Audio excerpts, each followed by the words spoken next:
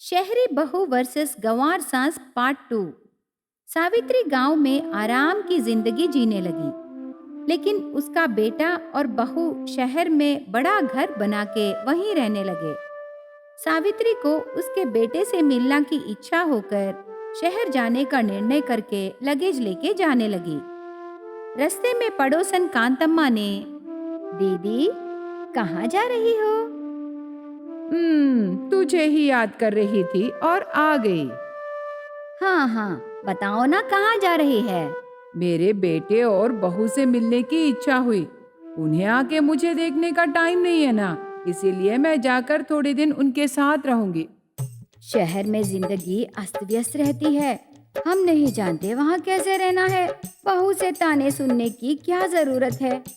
मैं तेरी जैसी डेढ़ दिमाग वाली नहीं हूँ, बहुत होशियार हूँ। मुझे पता है वहाँ कैसे रहना है। ठीक है, तेरी मर्जी। ऐसे कहने पर सावित्री वहाँ से चली जाती है। उस दिन शाम को दिव्या बहू घर में काम करते समय बाहर से कुछ आवाजें सुनाई देते हैं। ये क्या? लगता है कुछ गड़बड़ है। दिव्या जल्दी से बाहर आके देखती है। सास ऑटो वाले से झगड़ा कर रही थी। चाहे तो कुछ भी कर ले, पर मैं 20 रुपए से एक पैसा भी नहीं दूंगी। आगे तेरी मर्जी, मैं डरने वाली नहीं हूँ।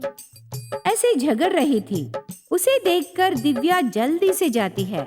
सासू माँ, क्या बात है, क्यों झगड़ रहे हो? मुझे गांव से यहाँ तक ट्रेन का चार्ज सिर्फ 50 रुपए ही हुए और ये ऑटो वाला 100 रुपए पूछ रहा है। मैडम, ये औरत मुझे सिटी पूरा घुमाई, बाद में एड्रेस पेपर दिखाकर यहाँ लाई। मीटर में 100 रुपए हुए मैडम। पैसे पूछने से मुझसे झगड़ रही है। सासू माँ, आप अंदर जाइए। ड्राइवर, मैं आपको पैसे दूंगी। दिव्या पैसे देती है। तब सास ने, उसे इतने पैसे क्यों दी बहू? सासू माँ, ये गांव नहीं है, यहाँ ऐसे ही रहता है। पहले आप जाके हाथ मुंह धो लीजिए, ऐसे कहती है। सावित्री बाथरूम को जाती है। वहाँ रही वेस्टर्न बाथरूम देखकर उसे जोर से हटाने लगी। दिव्या बहू, दिव्या इधर आओ ना, इसे हटाना है। वो जोर से हटाने लगी। इतने में बहू जल्दी आकर देखती है। अरे रे, ये क्या कर रहे हो सासू माँ? इसे क्यों हटा रहे हो? छोड़ दीजिए, वो टूट जाएगा। सासू माँ हटिए, मैं आपको बताऊंगी। वेस्टर्न टॉयलेट कैसे यूज करना है बता के जाती है। तब सास ने, ये कैसा शहर है, सब अजीब लग रहा है। सास अनजाने में शावर टैप ऑन कर देती है। सास के सर पर ऊपर से पानी गिरने लगा।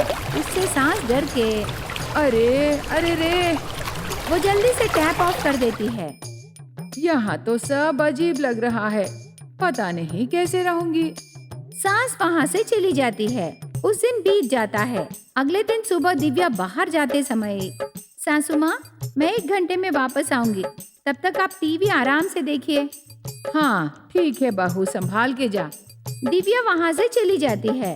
सावित्री को बोर लग के वो घर के बाहर आकर रोड पर व्हीकल्स देख रही थी। तब एक गाय गोबर डाल के जाती है। तब सावित्री ने, ओ, शहर में गाय हैं। गाय के गोबर से उपले बनाने से अच्छे रहेंगे ना। वो गोबर लाकर घर के बाहर दीवार पर पूरा उपले मारती है। बहू आकर देख के शॉक हो जाती है। सासू माँ, बहू जोर से चिल्लाती है। तब सास घबरा कर, क्यों चिल्लाई बहू, यही हूँ ना। ये काम देख के और क्या करूँ सासू माँ, ये सब क्या है? अच्छी दीवार को खराब कर दिए, घर पूरा गोबर की बदबू आ रही है। ऐसे मत बोल बहू, इन्हें जलाने से घर में मच्छर नहीं आते। बेकार काम है सासू माँ, दोबारा ऐसे करने से अच्छा नहीं रहेगा। मर्जी का काम करने के लिए एक गांव नहीं है। ऐसे वो सास के ऊपर गुस्सा होती है। तब सास कुछ नहीं कहती और चुपचाप वहाँ से चली जाती है। उस दिन बीत जाता है। अगले दिन सुबह जल्दी उठ के सास नहाने को सोचती है। तब वो 3 पत्थर लाकर चूल्हे के जैसे रख कर सामने रही पेड़ की लकड़ियाँ काटकर गर्म पानी रखती है। धुआं पूरा घर के अंदर जाने लगता है। हे भगवान, उठिए ना, लगता है घर में आग लग गई है जी।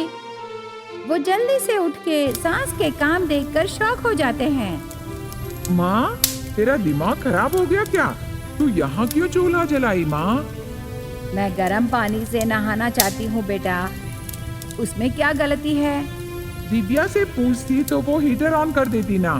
तो गांव की तरह यहाँ चूल्हा जलाने से कॉलोनी वाले आके शिकायत करेंगे। देखो माँ, घर पूरा धुआं से भर गया।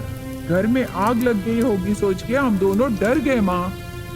सासू माँ, आग बुझा दीजिए, मैं बाथरूम में हीटर ऑन कर दूंगी। थोड़ी देर में पानी गर्म हो जाएगा ना। दोनों अंदर चले जाते हैं। सावित्री आग बुझा देती है। अरे, शहर में तो हर काम गलत कहते हैं। उपले बनाने से गलत, चूल्हे पर पानी गर्म करने से गलत है, तो कैसे भगवान यहाँ जीना। सावित्री बाथरूम में जाती है। बकेट में रखे हीटर को देखकर, क्या गर्म पानी रखेगी बोली, तो यहाँ कुछ और ही है। सावित्री हीटर को हाथ से पकड़ लेती है। तब उसे करंट शॉक लग के जोर से चिल्लाती है। उसकी चिल्लाहट सुन के दोनों आ जाते हैं। सावित्री को देखकर घबरा कर बेटा एक लकड़ी लाकर सावित्री के हाथ पर मारता है। तब सावित्री करंट छोड़ के नीचे गिर जाती है। तुरंत उसे हॉल में ले जाते हैं। सासू माँ, आपको कुछ नहीं हुआ ना?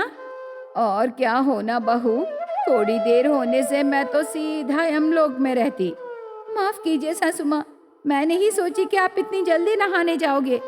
मैं घर जाके नहाऊंगी बहू, शहर में मैं नहीं रह सकती। यहाँ रहने से मैं मर जाऊंगी। तुम्हें और तुम्हारे शहर को एक नमस्कार। मैं अपने गांव में आराम से जीऊंगी। हो सके तो तुम दोनों ही वहाँ आओ बहू। ऐसे कह के सास उसका लगेज लेकर गांव वापस चली जाती है। रामापुर में शांति नाम की औरत रहती थी। शांति का बेटा पवन और बहू रानी है। रानी गरीब घर की लड़की होने पर भी शांति उसके घर की बहू बनाती है। रानी बहुत अच्छी लड़की है। रानी बड़ों का बहुत सम्मान करती है। सास को बहू का स्वभाव बहुत पसंद है। शांति का बेटा पवन छोटे मोटे काम करके उसका परिवार चलाने लगा। एक दिन पवन घर पर रह के बहुत उदास रहता है। क्या हुआ जी, इतना उदास क्यों हो? कुछ सोच रहे हो क्या? बात क्या है, मुझे भी बताइए ना। कैसे बोलूं, मैं वही सोच रहा हूँ रानी। तुम दोनों को मैं परेशान करना नहीं चाहता। तुम दोनों खुश रहो। जैसे आप सोचते हो मैं भी वैसे ही सोचती हूँ ना जी। आप खुश रहने से ये परिवार भी खुश रहेगा। बात क्या है बताइए ना। मैं तो छोटे मोटे काम ही करता हूँ ना। एक दिन पैसे आते हैं तो दूसरे दिन नहीं आते। लेकिन तुम्हें कोई कमी नहीं होनी चाहिए। कल तक मैं काम पर गया था। मेरे ओनर को अचानक से शहर जाना पड़ा। वो 3 दिनों में वापस आ जाएंगे। तब तक मुझे काम करने के लिए काम ही नहीं है। दूसरा काम करने के लिए पैसे बहुत कम देते हैं। वो पैसे हमें बहुत कम पड़ जाएंगे। उसी के वजह से सोच रहा हूँ क्या करना है, कुछ समझ में नहीं आ रहा। ये बात माँ से कैसे कहना है, वही सोच रहा हूँ। देखिए, सासू माँ को बताने से आपको कुछ नहीं होगा। वो समझेंगे जी। इसके अलावा वो दूसरा कोई अच्छा सलाह भी देंगे। आप एक बात याद रखिए, हर माँ उसके बेटे को किसी भी हालत में हिम्मत और धैर्य बढ़ाएगी जी। आप ज्यादा मत सोचिए। ठीक है रानी, मैं ये बात माँ को बता दूंगा। चलो। पवन उसकी माँ के पास जाता है। शांति कुछ सोचती रहती है। इतने में उसका बेटा उसके पास आने पर वो थोड़ी हंसती है। बेटा, आज तुम काम पर नहीं गया क्या? तबीयत ठीक है ना? बताओ बेटा। माँ, मेरा ओनर गांव गया है। 3 दिन तक नहीं आएंगे। तब तक मुझे काम नहीं है माँ। समझ में नहीं आ रहा क्या करूं। इसीलिए मैं तुम्हारे पास आया हूँ। इतनी सी बात के लिए परेशान हो? 3 दिन तुम्हें काम पर जाने की जरूरत नहीं है बेटा। घर पर रहो, तेरी माँ का हाथ का बनाया खाना खा के आराम करो। तो हमारा घर कैसे चलेगा माँ? अरे बेटा, इतना क्यों सोचते हो? हर रोज तुम पैसे लाके देते हो ना। उन पैसों में से मैं थोड़ा खर्चा करके बाकी पैसे बचा के रखी। उन्हीं पैसों से अभी हम घर चलाएंगे। हम आराम से खा सकते हैं बेटा। अब तो हंसो ना। दोनों आराम से बाहर जाके आओ। बहू, पवन के साथ बाहर जाके आना। दोनों आराम से घूमकर शाम को आओ, ठीक है? ठीक है सासू माँ, चलिए ना। ऐसे शांति कहती है। उसके बाद पवन और रानी दोनों घूमने बाहर जाते हैं। तब रानी का पैर फिसल के नीचे गिर जाती है। उसके पैर को छोटे छोटे चोट लगते हैं। अरे रानी, संभाल के रहना है ना, चोट लगी क्या? हाँ, छोटा सा लगा जी, कोई बात नहीं, चलिए हम चलते हैं। ठीक है, तो हम मंदिर चलें? गांव में रहे मंदिर को पवन और रानी जाते हैं। वहां देवी माता को प्रणाम करके आते हैं। उसके बाद गांव से दूर एक नदी के पास जाते हैं। उस नदी को देखकर पवन को एक कहानी याद आती है जो उसके दादाजी ने बताया है। ये देखो, इस नदी के पास जादुई पत्थर हैं रानी। इन पत्थरों से चूल्हा रख के आग जला के खाना बनाते थे। खाना बहुत स्वादिष्ट बनता था रानी। इस चूल्हे पर बनी खाना खाने से बहुत तंदुरुस्त रहते थे। मेरे दादाजी कहते थे। पता नहीं वो सच है या गलत, लेकिन कहानी तो सुनाए। मैं भी ये कहानी सुनी जी। मेरे गांव में भी इस नदी के बारे में बोले, पर इस नदी में कोई नहीं गए, क्योंकि इस नदी में जाने से सुना है बह जाते थे। बहुत सारे लोग मर गए जी। हमारे गांव में ये कहानी बहुत बार सुनी। ठीक है रानी, माँ खाना बना दी होगी। चलो हम घर चलते हैं। पेट भर खा के बहुत दिन हो गए ना। हर रोज काम करके थक के घर आना और खाना खा के सो जाना और फिर सुबह काम पर जाने की आदत हो गई है।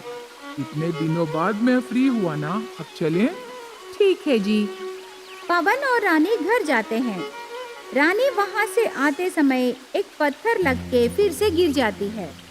अरे रे, फिर से गिर गई। आज बार बार गिरने लगी। इस बार चोट लगी क्या? नहीं जी, चोट नहीं लगा। चलिए ना। रानी उसके पति के साथ घर आती है। घर आने के बाद सुबह लगी चोट देखती है, लेकिन वहाँ चोट नहीं रहता। रानी को बहुत आश्चर्य लगता है। दोबारा उसके चोट को देखने लगी। चोट का नामो निशान ही नहीं रहता। वहाँ थोड़ा सा भी दर्द नहीं रहता।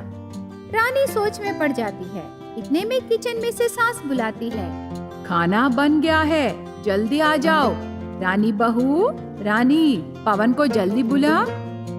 ठीक है सासू माँ। रानी उसके पति को लेकर खाना खाने जाती है। तीनों मिलके खाना खाते हैं। पवन खुशी से खाना खाने लगा।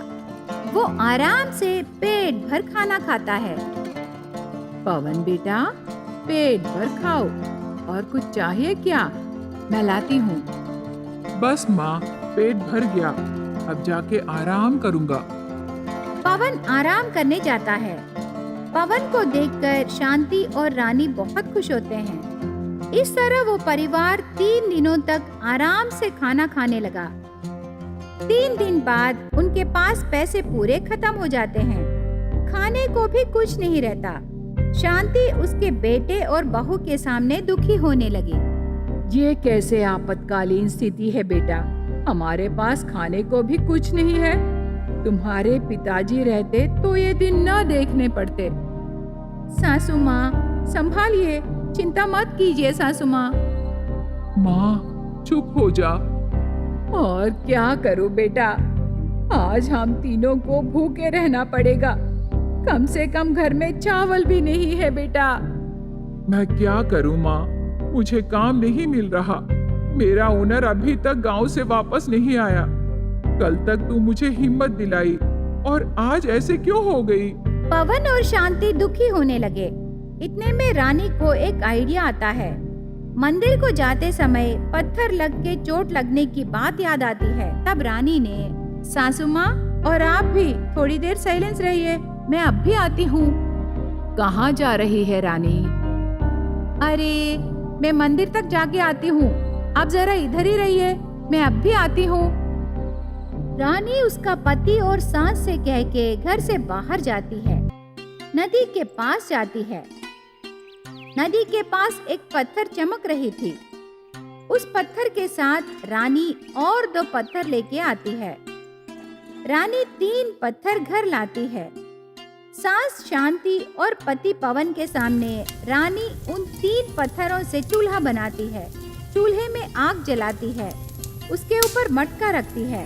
बस उस चूल्हे में से तरह तरह के खाने के आइटम्स आने लगे।